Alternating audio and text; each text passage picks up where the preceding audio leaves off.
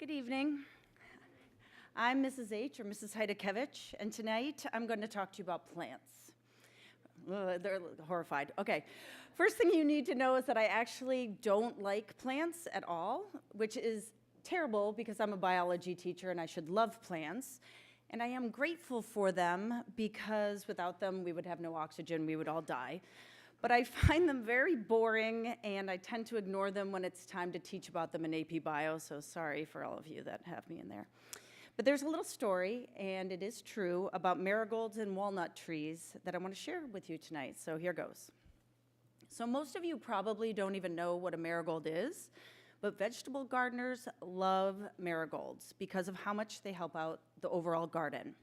If you plant marigolds in your garden, the vegetables will be healthier and bigger and yield more veggies because marigolds attract bees, which are great for pollinating. More importantly, they repel a ton of nasty garden pests like nematodes and slugs and hornworms because their roots secrete a chemical that deters them. They have a very strong smell, so scientists believe the reason they're able to protect the garden is because they mask the smell of the vegetables, so the pests that want to eat them can't smell them, and they leave them alone. Marigolds have really pretty, bright-colored flowers that add color and beauty to a vegetable garden. They're easy to raise, and they're very low maintenance. They don't need a lot. In general, they help the entire garden to thrive. Walnut trees are basically the exact opposite of marigolds. Their roots secrete a toxic chemical called juglone that kills everything around it. Scientists have found that many plants within about 30 feet of a black walnut tree will die because of the toxic chemicals secreted by the tree. Vegetables are especially susceptible to walnut trees. They cause the plants to wilt, wither, and eventually die. It's a very selfish plant. Essentially, it kills other plants growing near it because it wants all the resources for itself. I want you to think about people around you and think about yourself and ask, who are the marigolds in my life? Am I a marigold or am I a walnut tree? We all know people who are marigolds. These are the people who lift up everyone around them. They're often selfless. They want the people around them to thrive and be successful. Marigolds encourage and they nurture others. These are those friends who are happy for you when you do well on a test, even if they didn't do well themselves. They'll help you study even if it takes time away from their own studies. They think about the whole community and they want to make it better. They are the people who give back, who give up themselves, who brighten your day. When you are around them, you feel good. Can you think of a few people in your life who are marigolds? I think Mr. G is a marigold, right? He's a marigold. Yeah, we love him. Yeah. He is a day brightener. He's gone out of his way to meet all of us and check in on what we think about the food here at Brooks. He's organized fun-themed meals. He always has a great attitude. In my department, Mr. Hesse is a marigold because he's always the first one to jump in and help out if someone is sick, and he always supports me as a teacher. Dr. C is one of my marigolds. She's a good friend who will drop everything if I need help with anything. She also tries to help all of us as teachers become better at what we do, which helps the entire community.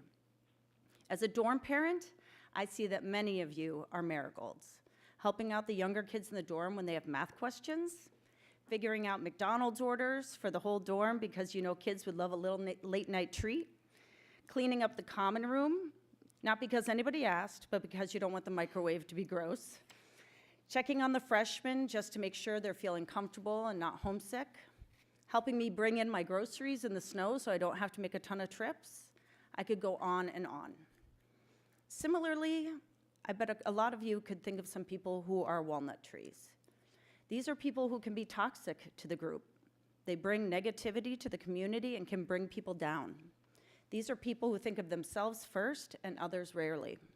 They want all the resources for themselves and they put others down because it makes them feel better about themselves. Walnut trees can make you feel insecure and discouraged. They can also infect you with their negativity and pull you into that vortex of destructive energy. It's true. I hope you can't think of too many people like that in your life, but we all know people like that, unfortunately. So here is my challenge to you. Be a marigold for someone else. Be that person who brings positive energy to whatever you do.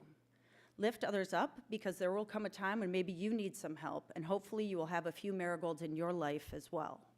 Surround yourself with marigolds instead of walnut trees.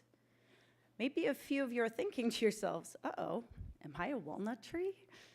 And that's an important question to ask.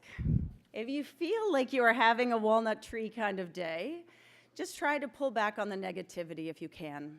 We all have bad days. We can all have negative moments. No one is perfect all the time, that's for sure. But nobody wants to be the person that pulls everybody down. And sometimes that's where we find ourselves. If that's where you are, now's the time to think about why and how to change your mindset. So as you leave today, I have a gift for you. I have a marigold plant for each of you if you want it. Yes. I hope I have enough. So in the back of chapel, Marina and I, she's my little marigold. Aww. Yeah, she is.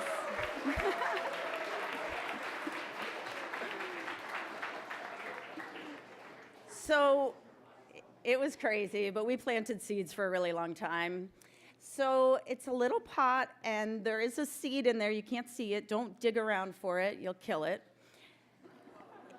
So if you take care of it, it should grow. It will take some time, so you have to be patient. So what you need to do is you water it when the soil gets dry. Don't overwater it. And put it in the window so it can get some sun. There's holes in the bottle of the little pot, so put something underneath it so you don't get water all over the place. See what happens, and let's surround ourselves with marigolds. Let it also be a reminder to you that every day you can make a choice about what type of person you want to be. Be a marigold. Thank you.